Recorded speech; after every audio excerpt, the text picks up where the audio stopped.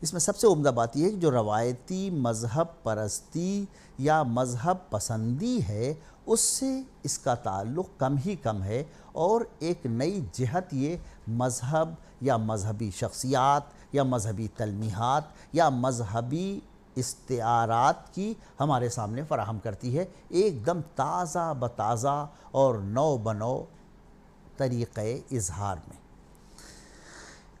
इन नज़मों के अलावा जो आदिल मंसूरी की शख्सियत को बहैसियत शायर कायम करने में बुनियादी किरदार अदा करती हैं, दो छोटी छोटी खूबियाँ उनकी और हैं। एक तो उनका गैर मामूली ख़त्तात होना, यानी कैलीग्राफिस्ट। उन्होंने अपनी ख़त्ताती के मुज़ाहरे भी किए हैं और वो ड्रामा निगार भी थे। ज़िंदगी सारी उनकी अमेरिका में गुज़री और वहाँ से वो हिंदुस्तानी अदबियात और ख़ास तौर से अदबियात में यूँ अर्ज़ कर रहा हूँ कि वो उर्दू के नज़्म गो शायर, गज़ल गो शायर, हिंदी के नज़्म गो शायर और गुजराती के भी, बल्कि गुजराती गज़ल के फ़रोग़ में आदिल मंसूरी का अच्छा खासा किरदार है, जिसको माकूल हद तक खिराज अक़ीदत पेश किया गया है। फिर किसी ख्वाब के पर्दे से पुकारा जाऊं, फिर किसी याद की तलवार से मारा जाऊं। आइए नाज़रीन, इस गज़ल को मौसीकी की धुनों पे सुनते हैं, जिसको सजाया है आपके लिए डीडी उर्दू ने, और लुत्फ़ अंदोज़ होते हैं।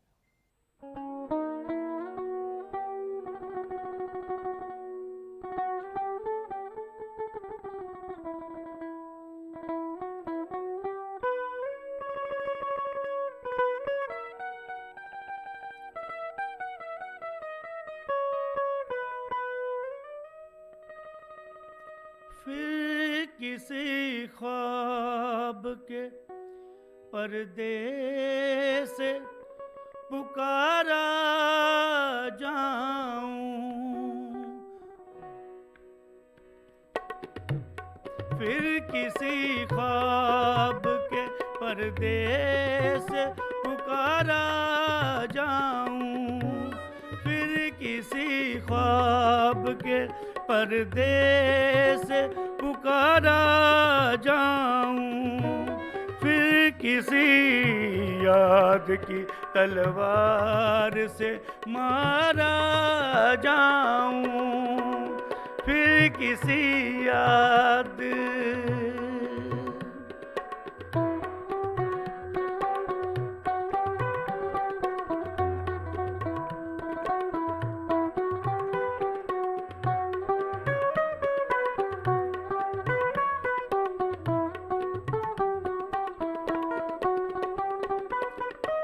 दिन के हंगामों में दामन कहीं मैला न हो जाए,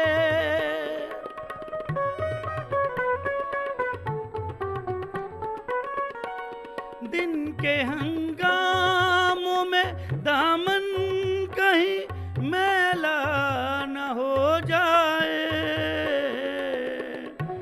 रात की नुकरई आतिश में निखारा जाऊं, रात की नुकरई आतिश में निखारा जाऊं, फिर किसी याद की तलवार से मारा जाऊं।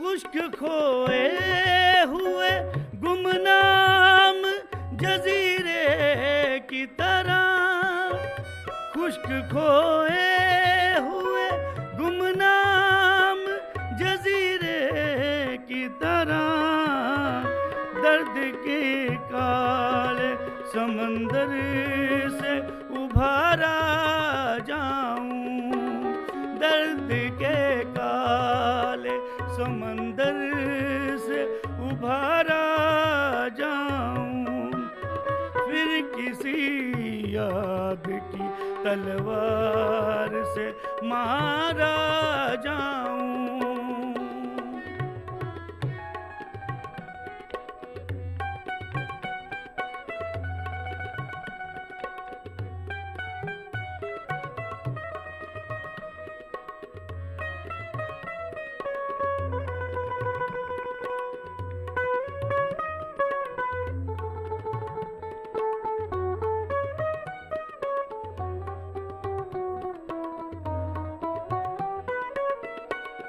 अपनी खोई हुई जन्नत का तलबगार बनूं,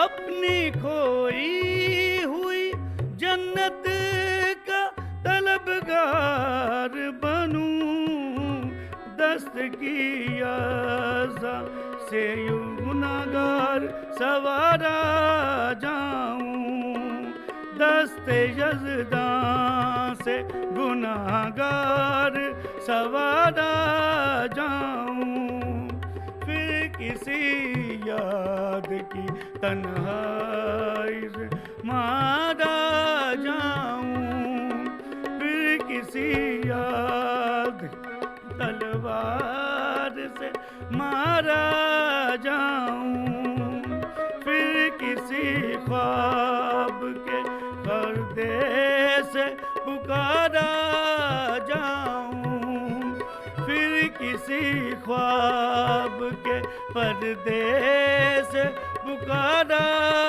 जाऊं।